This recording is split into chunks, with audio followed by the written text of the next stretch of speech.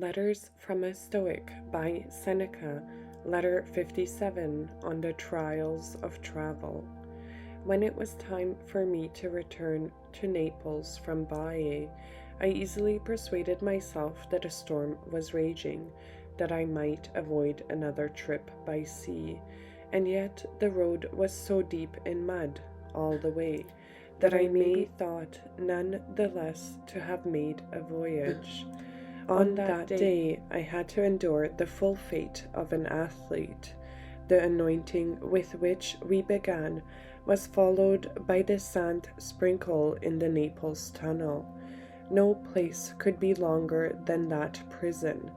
Nothing could be dimmer than those torches, which enable us not to see amid the darkness, but to see the darkness. But even supposing that there was light in the place, the dust, which is an oppressive and disagreeable thing even in the open air, would destroy the light. How much worse the dust is there, where it rolls back upon itself and, being shut in without ventilation, blows back in the faces of those who set it going. So we endured two inconveniences at the same time, and they were diametrically different. We struggled both with mud and with dust on the same road and on the same day.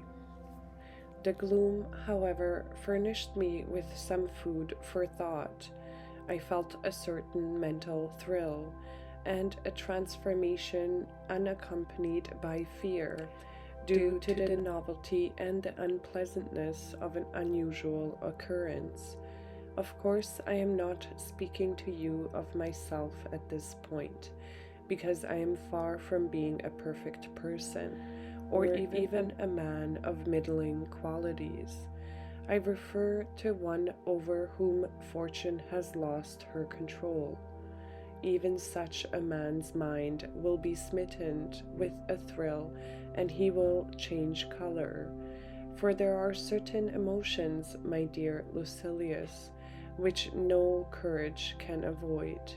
Nature reminds courage how perishable a thing it is, and so he will contract his brow when the prospect is forbidding, will shudder at sudden apparitions, and will become dizzy when he stands at the edge of a high precipice and looks down.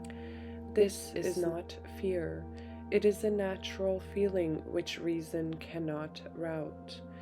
That is why certain brave men, most willing to shed their own blood, cannot bear to see the blood of others. Some persons collapse and faint at the sight of a freshly inflicted wound. Others are affected similarly on handling or viewing an old wound which is festering, and others meet the sword stroke more readily than they see it dealt. Accordingly, as I said, I experienced a certain transformation, though it could not be called confusion.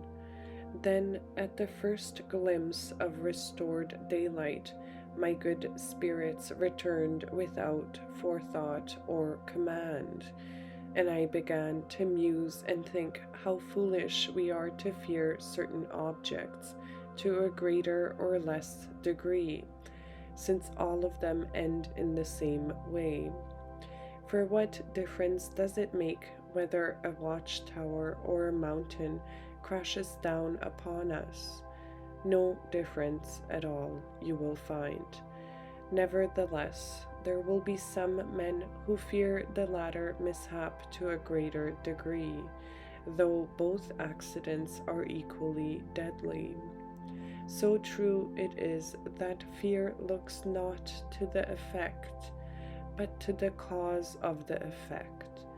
Do you suppose that I am now referring to the Stoics, who hold that the soul of a man crushed by a great weight cannot abide, and is scattered forthwith because it has not had a free opportunity to depart? That is not what I am doing.